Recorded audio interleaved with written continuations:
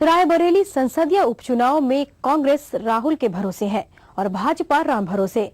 सोनिया के मुकाबिल विनय कटियार हैं।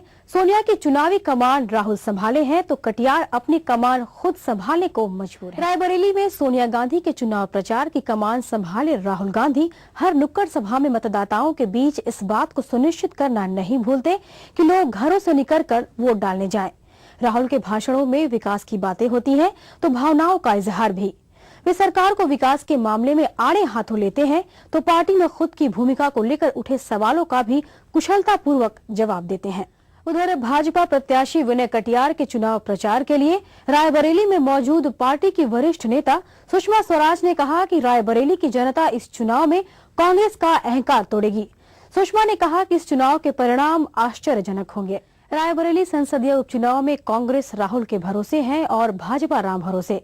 सोनिया के मुकाबिल विनय कटियार हैं। सोनिया का चुनावी कमान राहुल संभाले हैं तो कटियार अपनी कमान खुद संभालने को मजबूर हैं। रायबरेली की सत्ता के लिए छिड़ी जंग में भाग ले रहे सिपाहियों की तरफ से की जाने वाली कवायद तो आप देख ही रहे हैं। बुलेटिन में वक्त है एक छोटे से ब्रेक का। ब्रेक के बाद आपको दिखाएंगे रायबरेली में छिड़ी जंग से जुड़ी कुछ और खबरें।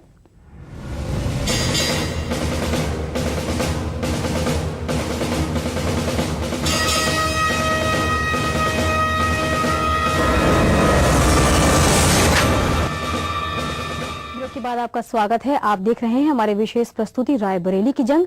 खबरों के सिलसिले को आगे बढ़ाते हैं। लोकसभा उपचुनाव की तिथियां जैसे जैसे नजदीक आती जा रही हैं, वैसे ही सभी राजनीतिक दलों ने अपनी ताकत रायबरेली में झोंक रखी है।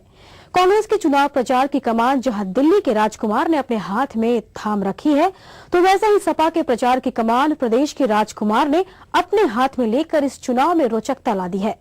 राहुल के बैलगाड़ी के प्रचार के जवाब में अखिलेश 30 किलोमीटर की साइकिल यात्रा के माध्यम से अपने प्रत्याशी के चुनाव प्रचार में कूद पड़े हैं। आबादी के लिहाज से अति विशिष्ट माने जाने वाले सोनिया गांधी के संसदीय क्षेत्र रायबरेली का जोवा सरकी गांव राज्य के किसी दूर दराज के गांव से अलग नहीं है।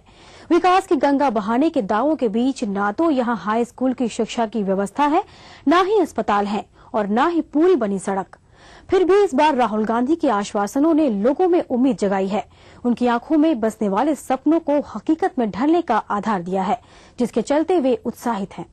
रायबरेली की जंग में प्रमुख राजनीतिक दलों के महारथी जनता के बीच अपने अपने अंदाज में वोट बैंक बनाने की कवायद में जुटे हैं। सड़कों पर, गलियों में, चौराहों पर राजनीतिक पार्टियों के झंडे लहरा रहे हैं। जनता की जबान पर प्रत्याशियों के चर्चे हैं तो प्रत्याशियों की जबान पर विकास की बातों के साथ एक दूसरे पर आरोपों की तीर। लड़ाई एक तरफा होने के संकेत है, लेकिन योद्धा अपनी तरफ से कोई कसर नहीं छोड़ना चाहते।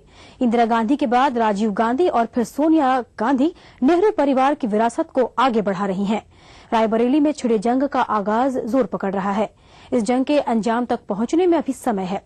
फिलहाल हम अपनी इस प्रस्तुति को यहीं समाप्त करते हैं। दीजिए इजाजत। नमस्कार।